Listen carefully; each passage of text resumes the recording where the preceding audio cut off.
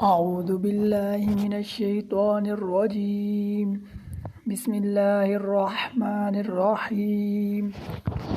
تختی نمبر 100 حروف مقطعات۔ آج تک کوئی بھی مفسر قرآن حروف مقطعات کا ترجمہ نہیں کر سکا اور نہ ہی قیامت تک کوئی کر سکتا ہے۔ ان کا معنی صرف اللہ تعالیٰ کو معلوم ہے۔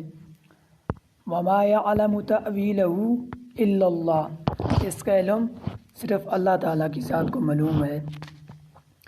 یہ تختی بہت مشکل ہے، اس میں انشاءاللہ بہت ساری چیزیں سمجھ جائیں گے۔ شروع کرتے ہیں۔ اس میں ہم پہلے لام کو میم کے ساتھ ملائیں گے اور میم میں غنہ کریں گے اور بعد میں پھر میم پڑھیں گے۔ اور یہ بات یاد رکھیں، شد والا حرف جو ہوتا ہے اس کو 2 بار پڑھا جاتا ہے۔ ایک بار پہلے حرف کے ساتھ ملا کر ساکن کر کے اور دوسری بار حرکت کے ساتھ پڑھا جاتا ہے۔ تو شروع کرتے ہیں۔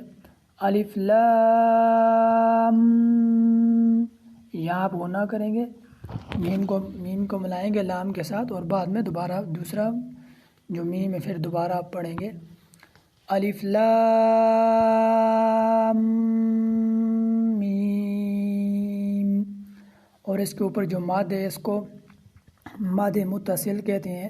اس کی مقدار 4 الف کے برابر ہے، اس کو آپ 4 الف کے برابر لمبا کریں گے۔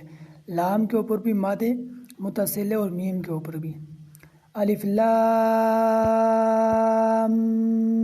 میم، الف لام میم صاد، الف لام میم صاد، الف لام را، الف لام میم را۔ اس میں یاد رکھیں آپ عین میں آپ اخفا کریں گے، اخفا کہتے ہیں ناک میں چھپانے کو۔